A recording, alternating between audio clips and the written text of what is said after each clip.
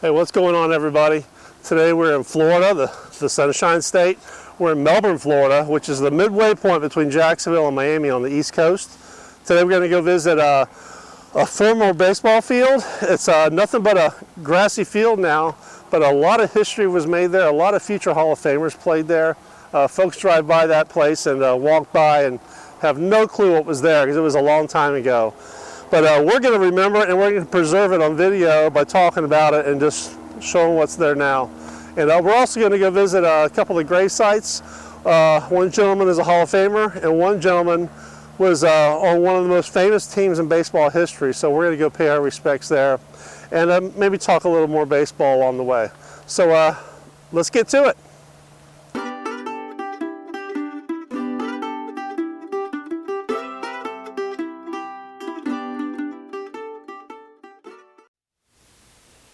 Right now you're looking at the two trees, which would have been the home plate area to once was Wells Park.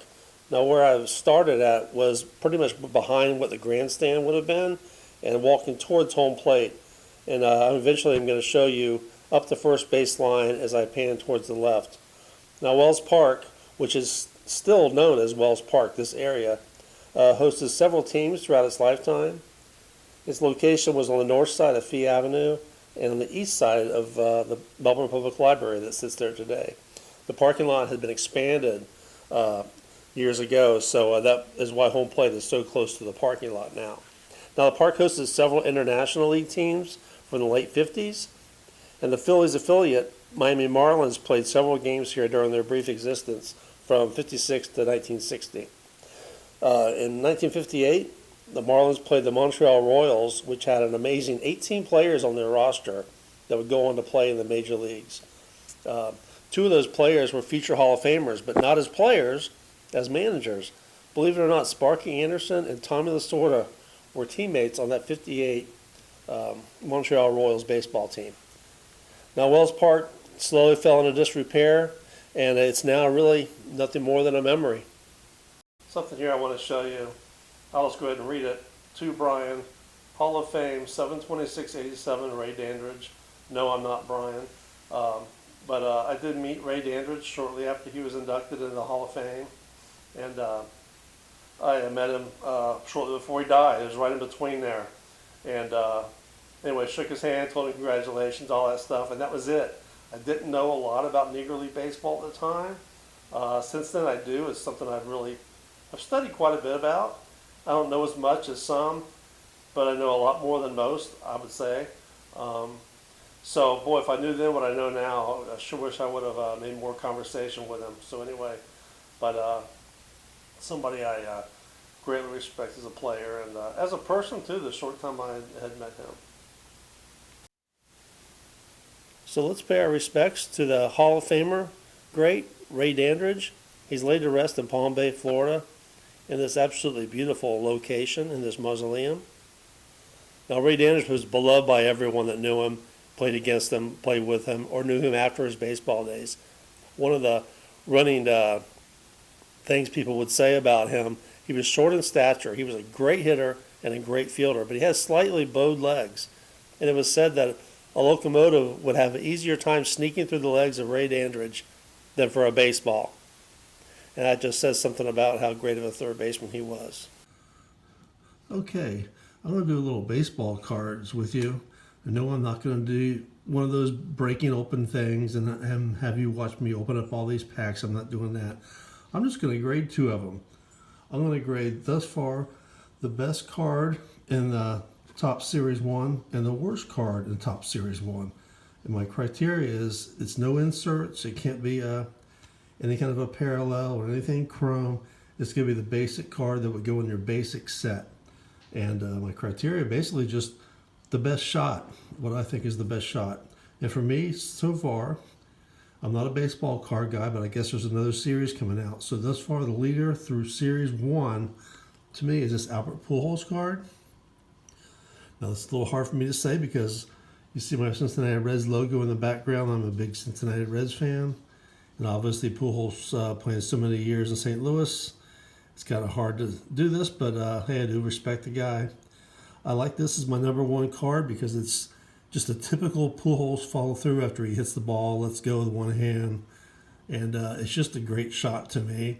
And maybe I'm just being a little nostalgic, but to me, thus far, that's the nice looking shot of the series. Now, Series 2 could overtake him, but who knows?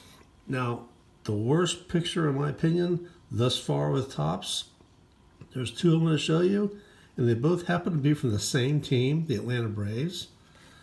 Right now, the runner-up to me is this Austin Riley card. There's a lot going on here. To me, this is almost was the worst card thus far, in my opinion, because the shoes are kind of taking precedent over the player, which is crazy. I don't know if Austin has the ball in his glove or not, but he certainly is impeding the runner's ability to get to third base. Umpire standing here with his hands on his hips. I'm not sure if he's even engaged. And Austin looks like he's about to crack a smile. But anyway, to me, for this to be his card is kind of ridiculous. I think there's a lot of ridiculous things going on here in that one, and that almost was the worst one. But to me, the worst card thus far in Series 1 is the Dansby Swanson card. This is just kind of crazy to me. Here he is. I think he's trying to score. I'm not quite sure. He looks like he's very reluctantly coming to home plate. And look at the catcher. Number one, he's out of focus. And then he's not even looking at Dansby coming home like he could care less. He's pointing and talking to someone else apparently as the play's going on. I guess with the rules, he's not worried about getting plowed over. So to me, this is a ridiculous photo to use for someone's card. So this one to me right now is the number one worst card of the set in terms of pictures. And Pujols right now is in the lead for the best one, in my opinion.